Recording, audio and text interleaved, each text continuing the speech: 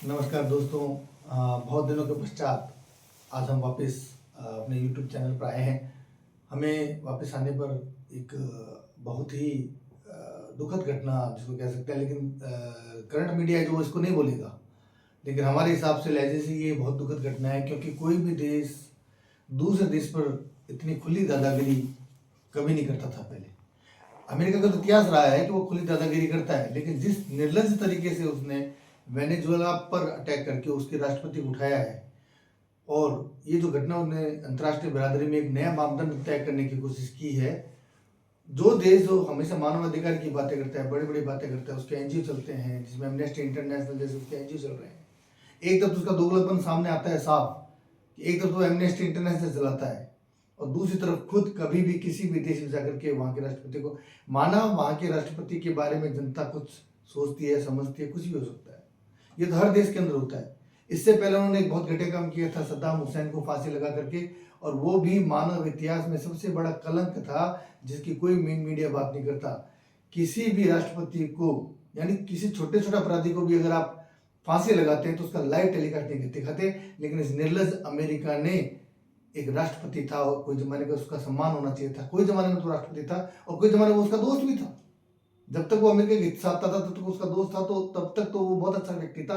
और जब उसने अमेरिका के हित साधने बंद कर दिए तब उसको एक गुफा में से, गड्ढे में से निकालते हैं, और दाढ़ी बढ़े हुए व्यक्ति को, जो असहाय है, जिसके पास कुछ नहीं है, उसको बड़े निर्लज तरीके से आप फांसी पर लटका देते थे। तो ये अमेरिका का दोहरा चरित्र है, और यही ऐसा ही कांड उसने वेनेजुएला के मामले में किया है। ये अमेरिका ऐसा काम करते रहता है और उपदेश देता है कि यूक्रेन में वो सहायता करने के लिए गया है। उस कार्टूनिस्ट को, उस मिमिक्री करने वाले राष्ट्रपति को पता नहीं है, बेवकूफी में अपने आदमी मराया जा रहा है, 4 साल से रशिया से मार कर रहा है, और कोशिश देखता है कि, और अकड़ उसके अंदर ये आ रही है कि मैं रशिया के सामने लड़ रहा हूँ। रशिया, अमेरिका और चीन ये दिखावे के देश हैं केवल, और ये केवल अपना हित साधते हैं। थोड़ा बहुत अगर माना जाए, चूंकि हम हिंदुस्तान से बात करते हैं, तो रशिया हमारा दोस्त माना जा सकता है, चीन अपने हित की बात करता है और अमेरिका अपने हित की बात करता है। लेकिन अमेरिका हित की बात करने के साथ में, जिसको हम अपने मार्ग में गुड लिफ्टी भी बात कहते हैं, यानी वो बातें बहुत बड़ी बड़ी करता है। चाइना कभी बातें बड़ी बड़ी नहीं करता, रशिया कभी बातें बड़ी बड़ी नहीं करता, कभी मानवाधिकार की बातें नहीं करता, लेकिन अमेरिका मानवाधिकार की बातें करता है। उसने नए नए सेंटर बनाए थे, आज कहाँ है यूनाइटेड नेशन सिक्योरिटी काउंसिल, कहाँ है जो उसके जेब की कठपुतली बना हुआ बैठा है, एकदम जेब में पड़ा है उसके, कुछ भी नहीं होना। ये सब क्या चेतावनियां हैं हमारे देश से देश के लोगों के लिए, हमारे देश से भारत के लिए ये चेतावनी है। आज जिस व्यक्ति को, नॉर्थ कोरिया के व्यक्ति को, किम जोंग को, ये अमेरिकी मीडिया, पूरा वेस्टर्न मीडिया जिसको एक ताना सा कहता है, आज उसकी बातों में सच्चाई नजर आती है। अगर किम जोंग के पास एटम बम नहीं होता तो आज वो वेनेजुएला के राष्ट्रपति से भी गलती करता। कारण कुछ नहीं है, बाकी कारण तो पैदा किए जाते हैं। बाकी जगह तो आपने कह दिया कि जातिगत भेदभाव है, भाषा के भेदभाव। ईरान के मामले में आप कहा कि वो छुप छुप के परमाणु बम बना रहा है। आपने सद्दाम के बारे में कहा कि वो जैविक हथियार बना रहा है। और भी जगह आप कहते हो कि रिलीजियस है, जहां पर कुछ है वहां पर कुछ है। कहीं लोकतंत्र का आपको दिखता है कि वहां लोकतंत्र नहीं है, इसलिए मैं घुसा। वियतनाम में आप बेवजह घुस गए, मार खा के आए थे, लेकिन बेवजह घुस गए, आपको घुसने का मौका चाहिए। लेकिन वेनेजुएला में तो साफ, क्योंकि निर्लज अमेरिका का निर्लज राष्ट्रपति, अब मैं तो पेट्रोल के लिए गया हूं, यानी दुनिया के खुद के फिर देशों का मतलब ही क्या रहा। तो ये जो राष्ट्रपति की हरकत है, ट्रंप की हरकतें, क्योंकि ट्रंप एक व्यापारी आदमी है, वो केवल पेट्रोल के बारे में सोचता है, और पेट्रोल लॉबी है। जो लोग ये बता के आए थे कि हम डीप स्टेट का सामना करने के लिए आए हैं, वो आज पेट्रोल लॉबी के हाथ में खेल रहा है। अमेरिका में दो ही लोग राज करते हैं, या तो पेट्रोल लॉबी राज करेगी या डीप स्टेट राज करेगा।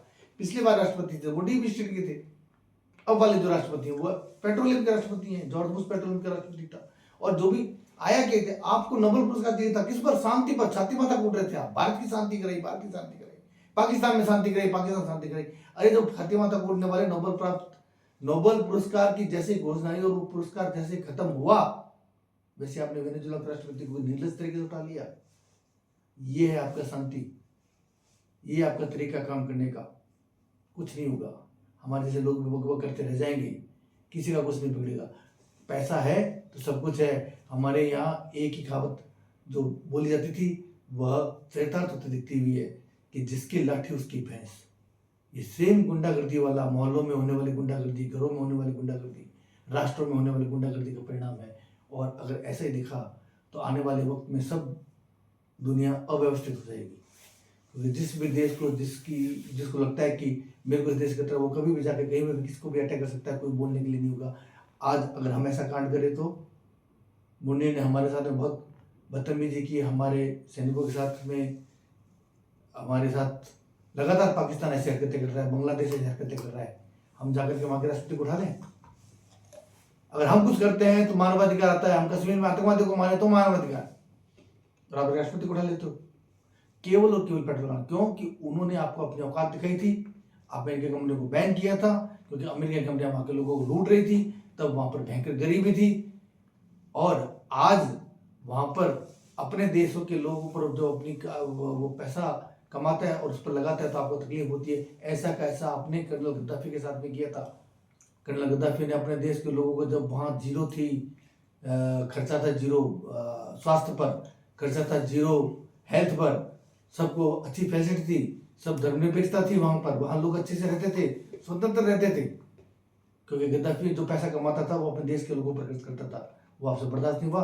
गद्दाफी के बारे में अजीब अजीब अफवाहें फैलाई कि वो तो महिला अंगरक्षक रखता था, उनके साथ रंग रैलियां मनाता था, उसके भवन दिखाए, उसकी अय्यासियां दिखाई, और दिखा करके आपने वहाँ के लोगों को बरगला करके उसको सत्यानाश। जहाँ पर भी अमेरिका घुसा है लोगों को तथाकथित हित सधाने का बताने के लिए, वहां पर सत्यानाश हुआ है। ईरान में घुस नहीं पाया। ईरान की बात में चर्चा करेंगे। इराक में क्या हुआ, इराक में आप लोग क्या उसके बाद में क्या हम संभालेंगे? तोड़फोड़ करने के बाद आज इराक की मुद्रास्फीति की दर देख रहे हो, वहां हाहाकार मचा हुआ है। ईरान में हाहाकार मचा हुआ है। ईरान में आपने जबरदस्ती, आप कुछ कर नहीं पाए तो आपने वहां पर इस प्रकार से स्थिति कर दी कि वहां पर महंगाई बढ़ चुकी है। तो इसका मतलब ये एक ध्रुवीय जब दुनिया होती है, जब एक ध्रुवीय विश्व होता है, तब यह इस प्रकार की समस्याएं सामने आती है।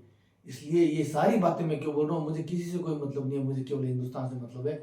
और मैं धन्यवाद देता हूँ हमारे उस पुराने राज्य तंत्र, जो पुराने जो हमारी लोकशाही थी, जिसमें हमें याद आती है इंदिरा गांधी, हमें याद आते हैं अटल बिहारी वाजपेयी, जिन लोगों ने इस नालायक अमेरिका की आंखों में आंखें डाल करके बम का विस्फोट किया, परमाणु का विस्फोट किया, हाइड्रोजन का विस्फोट किया। होमी जहांगीर बाबा आज हमारे देवता की तरह पूजे जाने वाले व्यक्ति होने चाहिए। क्योंकि होमी जहांगीर बाबा ने कहा था, जो विक्रम साराभाई, अगर आप चाहें तो इस पर मूवी बनी हुई है, उसको देखो, बहुत उस पर एक सीरियल बना हुआ है, उसको देखो। साराभाई शांति के प्रतीक थे विक्रम, और होमी जहांगीर बाबा न्यूक्लियर बम चाहते थे। साराभाई ने हमारा बहुत बड़ा योगदान दिया, उनका भी योगदान का, अंतरिक्ष के योगदान को हम भूल नहीं सकते। लेकिन वो भारतीय चरित्र के थे, उन्होंने भारतीय चरित्र रखते हुए कहा था कि हम एटम बम नहीं बनाएं, क्योंकि एटम बम विनाश का काम होता है। तब होमी जहांगीर बाबा ने कहा कि हम विनाश के लिए नहीं बना रहे, हम शांति के लिए बना रहे हैं। क्योंकि होमी जहांगीर बाबा की जो कैलकुलेशन थी वो एकदम सही थी। उनको पता है कि ये दुनिया राक्षसों से, जानवरों से और घटिया लोगों से भरी पड़ी है, जिसमें अमेरिका थी। हुआ क्या, लाल बहादुर शास्त्री की मौत के जस्ट बाद हमारे 2 लोग और मारे गए, जिसमें होमी जहांगीर बाबा भी थे और विक्रम साराभाई भी थे, जिसने हमारे परमाणु कार्यक्रम को खत्म किया, जिसने हमारे न्यूक्लियर कार्यक्रम को कमजोर किया। इसके सबके पीछे अमेरिका था, और उसमें भी हमारे देश के कुछ लोग शामिल, गद्दार लोग शामिल थे।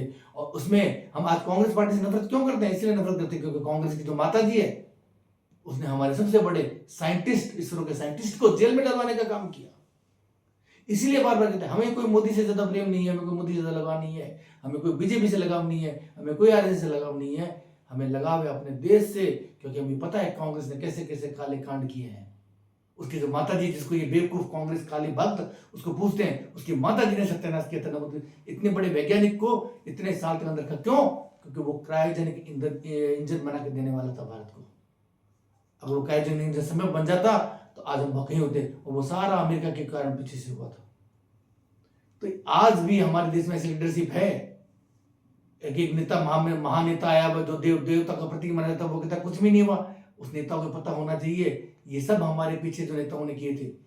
जिस इंदिरा गांधी ने बांग्लादेश को अलग करके एक स्वाधीन राष्ट्र बना दिया था, आपके कार्यकाल में वहां बांग्लादेश में हिंदुओं को जिंदा जला दिया जाता है, और आप हिंदूवादी होने का छाती काटा कूटते हो। केवल आप भी कोई दूध के लिए नहीं हो, आप अपनी राजनीति कर रहे हो, बाकी लोग अपनी राजनीति कर रहे हैं। लेकिन मेरे हिंदुस्तान में इतने अच्छे अच्छे वैज्ञानिक हैं, इतने अच्छे से नेता हैं, इतने अच्छे अच्छे नौकरशाह हैं, जो कभी भी हिंदुस्तान को डूबने नहीं देंगे।